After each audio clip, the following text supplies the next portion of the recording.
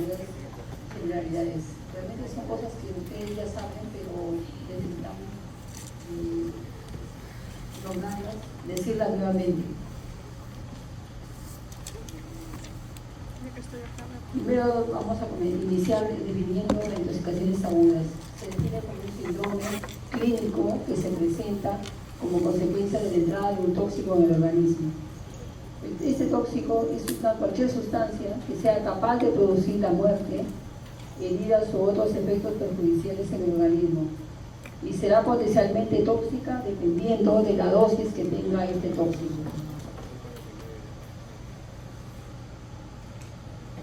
En cuanto a la epidemiología de las intoxicaciones agudas, desde 1980 ya los accidentes tóxicos son la causa más frecuente y la segunda causa de muerte. En el Reino Unido, las intoxicaciones son la segunda causa de ingreso a la emergencia, es decir, 5 casos por 1000 habitantes. En España, en el adulto oscila entre 0.4 a 1.7% de la consulta, originando una letalidad inferior al 1%, las intoxicaciones agudas, que van a dar a 0.5 a 2 casos por 1000 habitantes. Los estudios van a indicar que el 70% de las intoxicaciones son voluntarias, como por ejemplo intentos de suicidio, y involuntarias, accidentales, confusionales, sobredosis de medicamentos. También se sabe que el 70% de casos atendidos de urgencias son intoxicaciones medicamentosas, como por ejemplo analgésicos, benzodiazepinas, y la vía más frecuente de exposición a un tóxico son la vía oral, que es del 80%, la vía, el piel, 70%, los ojos, el 6%, inhalaciones, el 5% y otros. En cuanto a la etiología, como ya habíamos dicho, farmacológicas son un 70%, no farmacológicas un 30%, esas van a ser accidentales, profesionales, intencionales, epidemiológicas, rurales y sociales. En cuanto a los tipos de intoxicaciones, tenemos intoxicaciones accidentales que se van a producir de forma fortuita y son numerosas. Es posible prevenirla mediante una educación sanitaria, medidas de seguridad. El 90% de intoxicaciones infantiles son accidentales, el 85% en niños de 2 a 4 años. Alimenticias, cuando consumen alimentos contaminados. También llamamos intoxicaciones a picaduras de animales, absorción accidental por gases o drogas medicamentosas, drogadicción por sobredosis, profesionales, accidentes de trabajo, intoxicaciones no accidentales, personas que consumen drogas. También vamos a tener en cuenta los factores que hacen que sea un problema de salud. Los factores son el aumento progresivo de la esperanza de vida de la población, que hace que vivamos tomando pastillas, ¿no? Uno de repente se ingiere pastillas y dice: me duele la cabeza, voy a tomar paracetamol, me duele el abdomen, voy a tomar bucapina, ¿no? Facilidad de acceso a medicamentos de la población, facilidad de uso almacén en los domicilios. A veces los médicos recetan medicamentos y en los domicilios tenemos acumulación de medicamentos, aparición de medicamentos genéricos, acopio de medicinas en los domicilios, uso de medicinas como medio de autolisis, ¿no? O sea, lo usamos para de repente causando la muerte. En cuanto al diagnóstico, vamos a tener el interrogatorio es completo, un 95%. Vamos a preguntarnos qué sustancia ingirió, qué tóxico, qué vía de administración, valorar los envases que trae el paciente, patología de base. O sea, quiere decir que si tú viene un paciente a la emergencia, le tienes que preguntar qué patología de base tiene este paciente, cuánta dosis ha ingerido, cuándo, las horas es importante. Y todo esto es para definir la gravedad y el inicio de la terapia clínica, ¿no? Las sintomatologías que narran a veces no son verdaderas, y es importante la sintomatología que da el acompañante. Eso es importante. A veces eso es el paciente, si está consciente, no te lo dice, no dice la verdad, pero sí es el acompañante de repente, ¿no? Ahora, vamos a tener una historia clínica del intoxicado. ¿Qué vamos a tener en cuenta? Evaluar el estado general, respuesta a estímulos de alteración respiratoria, evitar que cualquier testigo que se retire, lo que les decía, que brinde información. O sea, si hay una persona, porque a veces a la emergencia vienen pacientes intoxicados solos, pero también algunas veces vienen con acompañante. Entonces, no dejarlo ir al acompañante porque él es la persona que te va a dar la información, ¿no? Realizar una buena historia clínica, una anamnesis, nombre del tóxico, eso es importante, cantidad, exposición, vía de administración, tiempo de exposición, síntomas, luego presencia de vómitos, ingestión, ver si el paciente se está vomitando, como ya le decía anteriormente, una enfermedad anterior. Es importante destacar que el 50% de casos de la información no es fiable. De repente alguien desconoce que haya ingerido cáusticos, que haya ingerido tóxicos, ¿no? Debe sospecharse el diagnóstico diferencial cuando no haya cuadro que justifique el cuadro por que ingresa el paciente. También debemos tener en cuenta los pacientes psiquiátricos, ¿no? Eso es importante.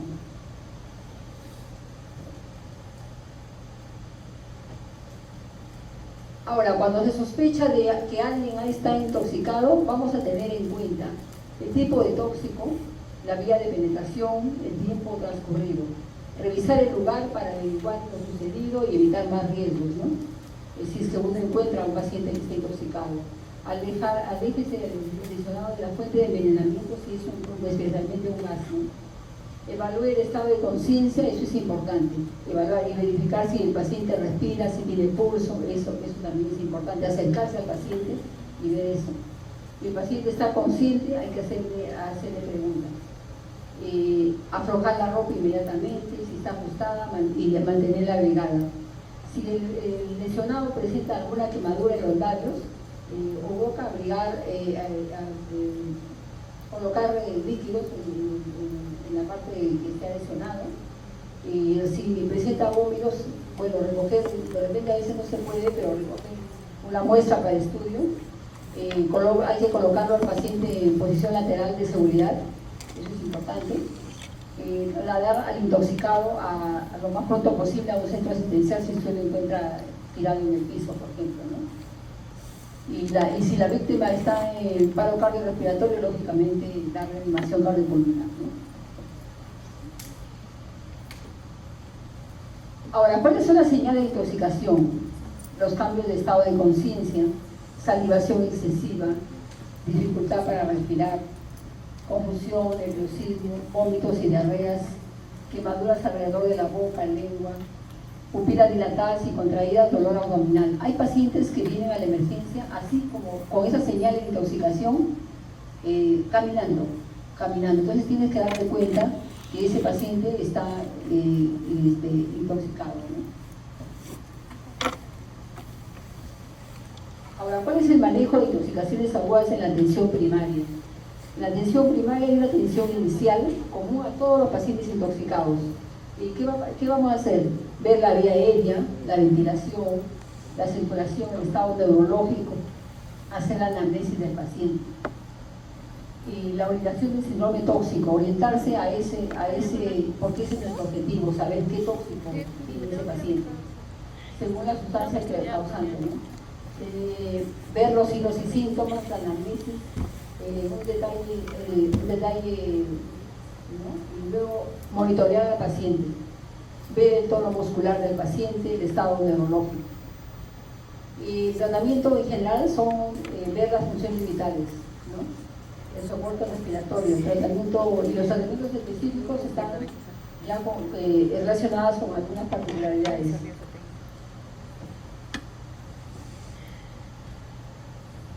En la clasificación de los tóxicos también tenemos minerales como fósforo, carbón, cianuro, plomo, plaguicidas. Vegetales también hay intoxicación en algunas plantas venenosas, hongos, silvestres, semillas. En animales, picaduras, mordeduras, productos lácteos, alimentos descompuestos.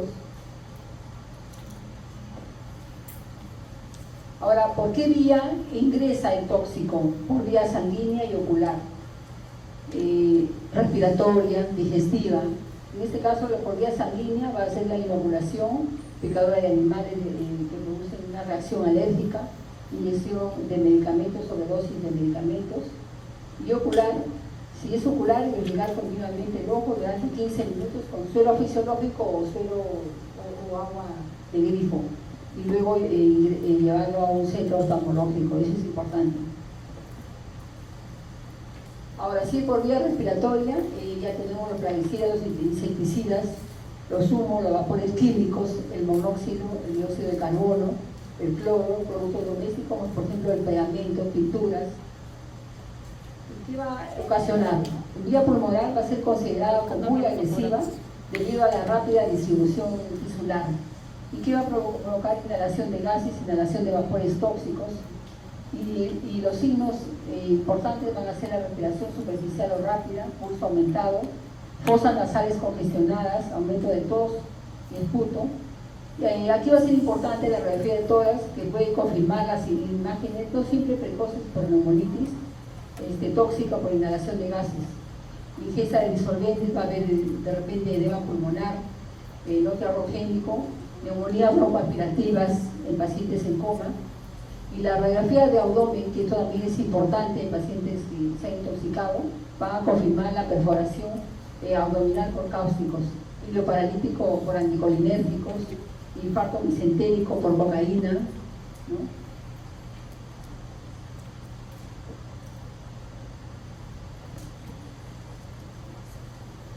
Por vía digestiva, la puerta de entrada es importante. La rapidez de absorción depende del estado funcional y contenido del estómago. Y va a ser por consumo de alimentos en descomposición, sustancias cáusticas, medicamentos o drogas, sustancias corrosivas, metales pesados. El tratamiento va a ser el lavado gástrico cuando es menor de 1 hora, ¿no? Y por vía digestiva ya los síntomas son quemadura alrededor de la boca, el olor inusual de aliento y ropa, respiración anormal, pulso alterado, sudoración, pupilas dilatadas, formación excesiva de saliva, dolor abdominal, diarreas.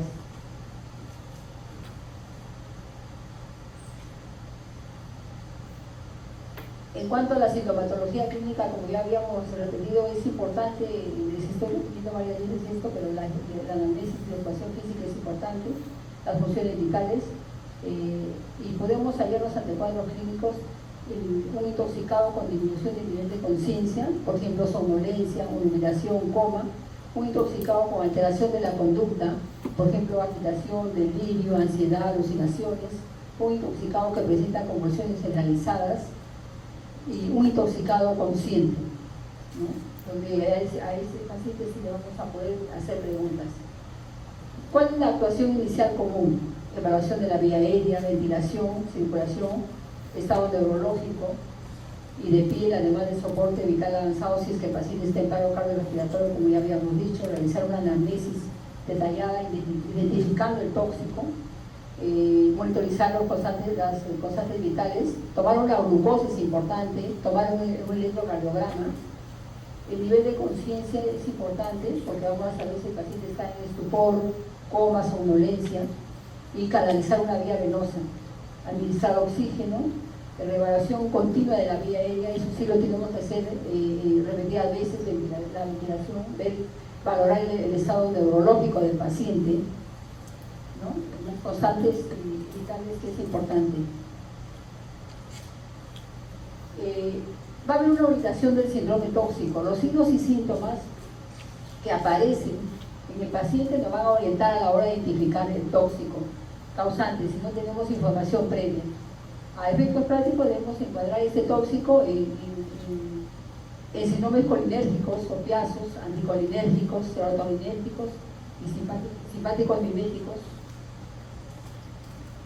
Así tenemos que el síndrome de intoxicaciones, donde el síndrome colinérgico, tenemos el temblor, cianorrea, vómitos, miosis, son las características principales.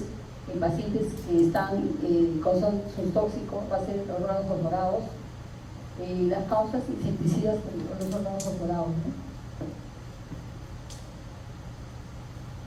En cuanto a síndromes adrenérgicos, vamos a tener sintomatología como hipertensión, taquicardia, sudoración, temblor, agitación, y generalmente estos síndromes adrenérgicos le van a dar las cocaínas, anfetaminas, los beta-bloqueadores. Los síndromes anticolinérgicos vamos a tener sintomatología como la taquicardia, miridiasis, desvío paralítico, boca seca, agitación. Y la causa de estos síndromes anticolinérgicos tenemos la atropina, los antihistamínicos, los antipalmódicos y los antipsicóticos. En cuanto a los síndromes serotoninérgicos tenemos agitación, temblor, rigidez, hipertonía, complicación de conciencia, hipertensión. ¿Y qué medicamentos van a dar ese síndrome serotoninérgico? El fentanilo, el tramadol, el metoclopramida, el esomeprazolano. En cuanto a los síndromes neurolépticos, tenemos los antipsicóticos que van a dar compromiso de conciencia, hipertonía.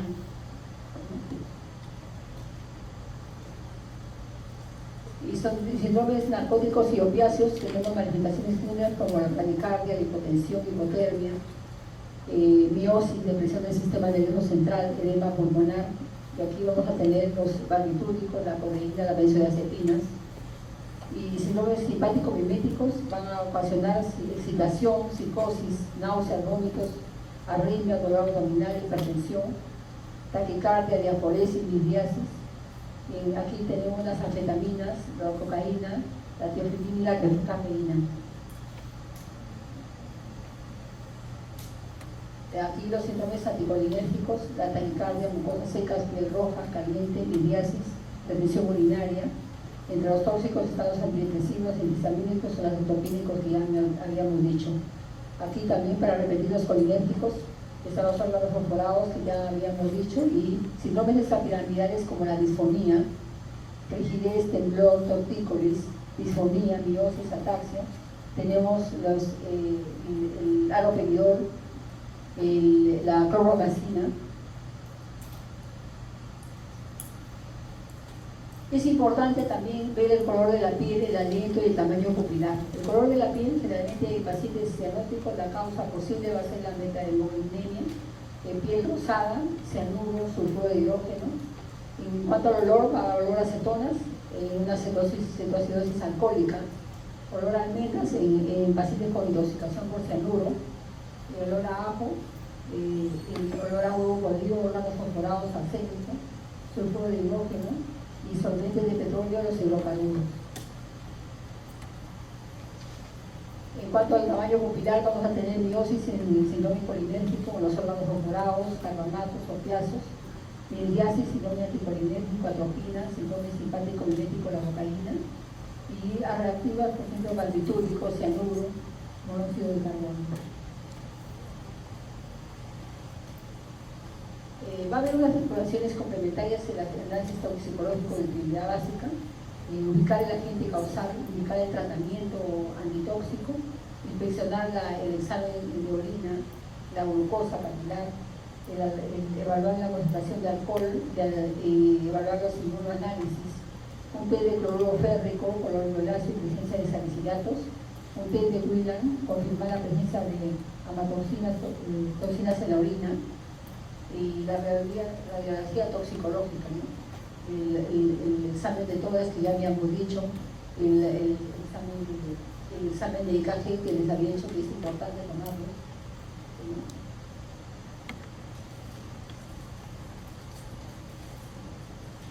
En general el manejo es el ABC, lavado gástrico menor de 1 hora, el carbón activado, excreción y los antídotos, ¿no? En los antídotos tenemos en los órganos favorables la atropina, el paracetamol, el L-cisteína, la benzodiazepina, el bromacenino y el metanol. Aquí seguimos con los antídotos, los de paracetamol, acetilcisteína, los órganos fosforados, la atropina, el etanol, las benzodiazepinas, el bromacenino, los opioides, la naloxona, cianuro, silóxico, balamina, antidepresivo, bicarbonato, el monóxido de carbono, oxígeno al 100%,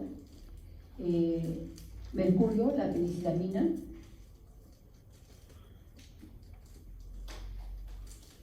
aquí ya eso ya ustedes han hecho el tema de intoxicación por benzodiazepinas, ya lo vamos a pasar, tratamiento de benzodiazepinas, la teofilina también,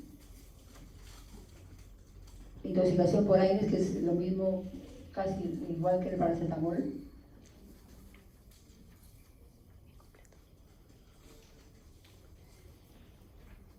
En cuanto a los antídotos, tenemos el N-acetilcisteína a 140 por kilogramo, luego a 70 miligramos por kilogramo cada 4 horas, los anticolinérgicos, el antídoto, la fluoxetimina, el alcohol metílico, el etanol, benzodiazepinas, el fumacenilo, el monóxido de carbono, el naloxona, fenotiazina, difenhidramina y los órganos sulfurados de atropina.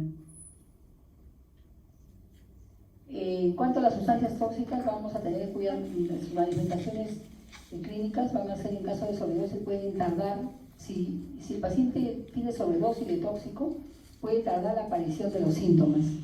Y así es así que, por ejemplo, en el caso del metanol, el tiempo de aparición de los síntomas va a ser 48 horas, el etilenglicol en 6 horas, el paracetamol generalmente de 36 a 48 horas. A veces el paciente ingresa y no sabemos qué tóxico es, pero recién con las horas va manifestándose la aparición de los síntomas y podemos dar con el tóxico que ha ingerido.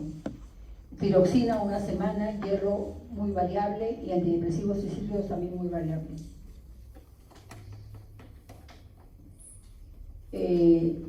Hay que tener un protocolo de actuación ante el coma de origen desconocido en un paciente joven que no sabemos qué tóxico ha ingerido. Y vamos a colocar una vía venosa, una mascarilla de oxígeno al 50%. El paciente está despierto. Antes de difundir solo saliva al 0.9%, extraer muestra de sangre y solicitar análisis. Administrar, si no hay una vía, naloxona, glucosa al 33%. ¿Ya? Fumacenilo, a veces el paciente ingresa y dice, bueno, ¿qué ingirió? ¿No? Entonces, nosotros en emergencias no sabemos qué ha ingerido. Bueno, vamos a ponerle fumacenilo, decimos, y le ponemos fumacenilo y de repente sabemos, porque el paciente vino solo, no sabemos qué ha ingerido. Entonces, eso es lo que pasa con este protocolo, que a veces no sabemos qué sustancia ingirió y le colocamos el medicamento, ¿no? ¿Ya? Generalmente pensamos que el paciente, si es un paciente con una intoxicación medicamentosa, que el paciente ha ingerido diazepam, benzodiazepinas, por eso es que le colocamos el fumacenilo, sí, generalmente, ¿no? Ahora, el carbón activado es importante en adultos, 1 a 2 gramos por kilogramo en adultos cada 4 horas. Está indicado en intoxicaciones agudas por sobredosis de medicamentos, carbamazepina, digoxina, fenobarbital, quinidina, fenoteína. No es efectivo en intoxicaciones por alcoholes, fluorados, fosforados, carbamatos o álcalis. Y los efectos adversos del carbón activado va a ser náuseas, vómitos, diarrea, estreñimiento, cefalea y mareos. Hay indicaciones del carbón activado en dosis repetidas absolutas, como la carbamazepina, fenobarbital, quinidina, teofilina, relativas como la minitriptilina, la digoxina, la fenilbutazona y la fenitoína. Aquí tenemos los antídotos específicos que ya habíamos dicho, ¿no? Ahora, ¿qué errores en el tratamiento de intoxicaciones agudas? Es un error ingerir leche, por ejemplo. No es un antídoto universal por su contenido de grasa, puede incrementar la absorción de distintos medicamentos en el estómago. Ahora, tampoco dar furosemida, ¿no?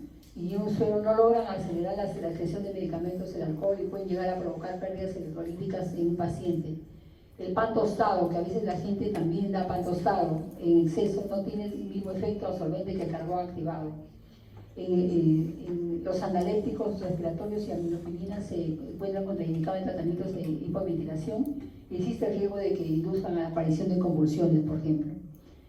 Colocar el carbonato sódico en el agua de lavado gástrico, ya que eso puede incrementar los tóxicos como los salicilatos.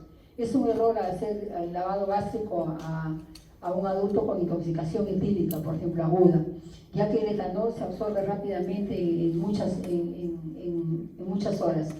En caso de niños, si es correcto, suelen padecer accidentales y conducidos rápidos al hospital. O sea, generalmente en niños sí se usa en poca dosis, pero no en pacientes adultos.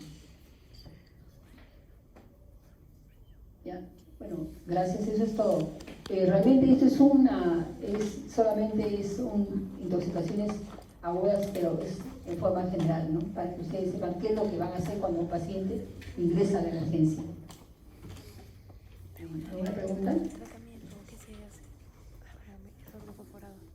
Doctora, una pregunta. En el caso de que no hayan antídotos, ¿cuál sería el manejo? El manejo, como ya habíamos dicho, es monitorizar al paciente y ver qué tipo generalmente pensamos que si el paciente está, dependiendo de cómo está, si está consciente o está inconsciente. En un paciente consciente le podemos preguntar, pero en un paciente inconsciente tenemos que atender su emergencia, ¿no? La emergencia que está ocurriendo. Tomarle un café, monitorizar al paciente, de repente colocarle fluoxamilo porque estamos pensando de repente en benzodiazepinas, ¿no?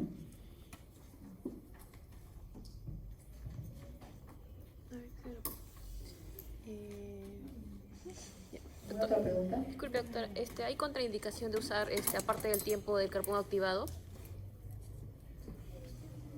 Claro, las contraindicaciones si no usar encáusticos, no utilizar encáusticos.